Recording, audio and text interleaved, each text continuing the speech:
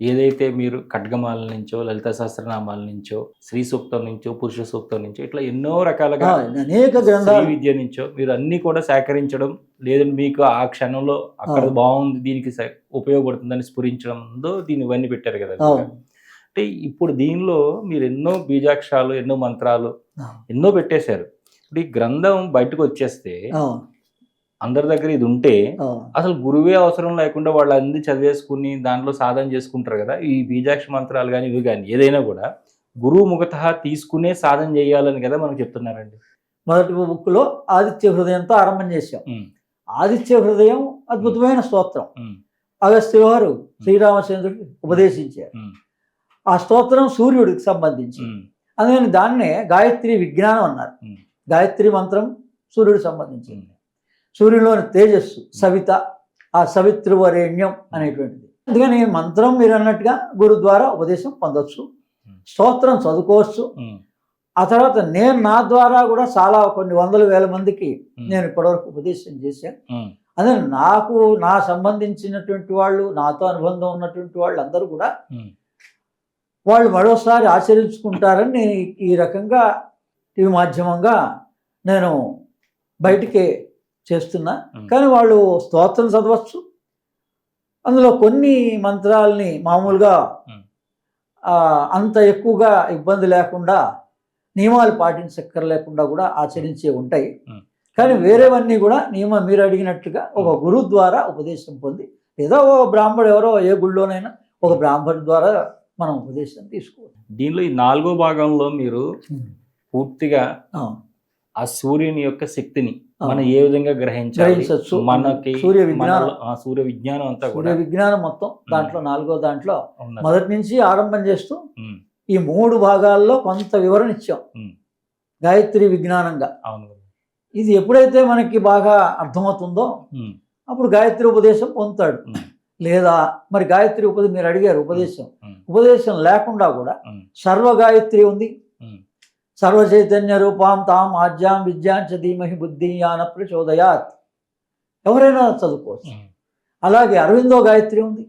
ఆ గాయత్రికి మీరు ఎవరైనా చదవచ్చు. ఎందుకంటే సావిత్రిలో భాగంగా ఆయన అందించారు లోకానికి. అది ఇంగ్లీష్లోనే ఉంది. ఇతర దేశస్తులకే అందించారు. ఇప్పుడు సత్యసాయిబాబా లాంటి వాళ్ళు ఇతర దేశస్తులకే, ఇతర మతాల వాళ్ళకి కూడా. వాళ్ళు విజ్ఞానం ఇది ఏంటంటే జిజ్ఞాసాపరుడికి భగవంతుని తెలుసుకోవాలి అంటే మన హృదయంలో ఉన్న దాన్ని తెలుసుకోవడమే భగవంతుని తెలుసుకోవడం. దానికి గురువు అవసరం.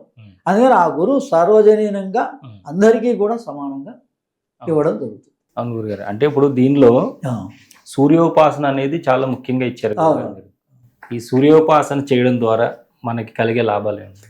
ఆరోగ్యం భాస్కరాది ఇచ్చేది. మొట్టమొదటి సూర్యోపాసన వల్ల మన ఆరోగ్యం బాగుంటుంది.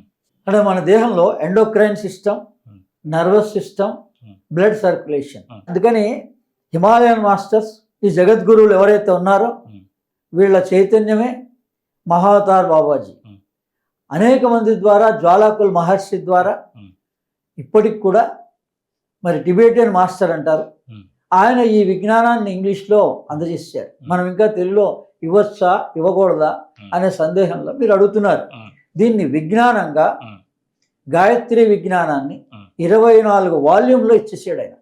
అలియాస్ ఎబలి అనేటువంటి ఆవిడ ద్వారా చెప్పిచ్చేసాడు.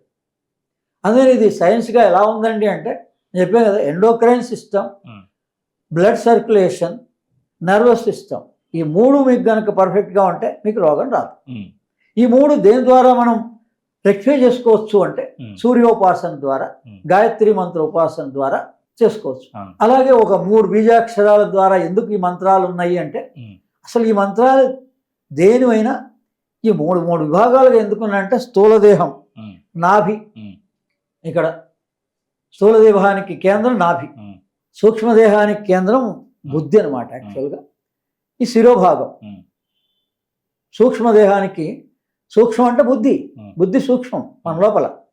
మనసు సూక్ష్మం, అది ఎక్కడ ఉంటుందంటే ఇక్కడ ఉండాలి, బ్రెయిన్ పార్ట్. ఆ తర్వాత 3వది కారణం ఏంటి? ఈ దేహానికి కారణం ఎవరు? జీవాత్మ. అది ఎక్కడుంది? హృదయంలో ఉంది.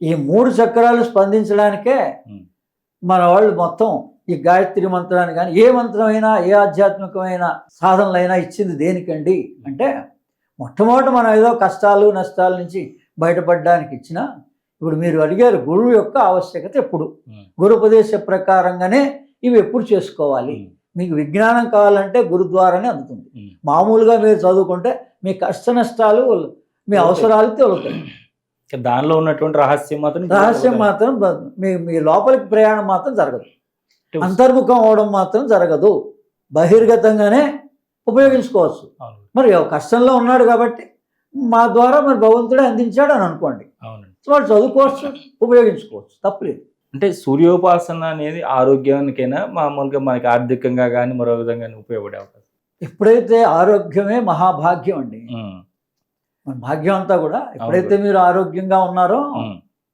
మీ సమస్య కాదు తలనొప్పే లేదు మీరు ఎప్పుడైతే సవ్యంగా మీ జీవితాన్ని సూర్య అంటే సూర్య నమస్కారాలు ఉదయాన్నే లేవడం సూర్యోదయ సమయానికి ముందే లేవడం మీ లైఫ్ స్టైల్ కనుక కరెక్ట్గా ఉంటే డిసీజెస్సే లేవు లైఫ్ స్టైల్ కరెక్ట్గా ఉంటే మీ ఆలోచన విధానం కరెక్ట్గా ఉంటే మీరు ఈ వ్యాపారం చెయ్యొచ్చా చేయకూడదా మొదటే మీకు సరైన ఆలోచన వస్తుంది ఇప్పుడు అందరికీ కలిగే కష్టాలకు కారణం ఏంటండి సొంత నిర్ణయాల వల్లనే వాళ్ళు పెద్దల్ని సంప్రదించలేదు ఆశాజీవిగా ఏదో లాభం వస్తుంది అనుకోని చేశారు అవి మనం ఈ ఆధ్యాత్మికంగా ఒక పద్ధతి ప్రకారంగా మనం సాధన చేసేవాడికి అవి జరగవు ఇప్పుడు నేను మీలానే ప్రవర్తించాను నా 90 దాకా ఎప్పుడైతే 90 తర్వాత మన జీవితం ఒక క్రమ పద్ధతిలో ఒక క్రియాయోగాన్ని తీసుకున్నాం ఓ మంత్ర సాధన చేస్తున్నాం ఓ పుస్తకాలు చదువుతున్నాం అన్నప్పటి నుంచి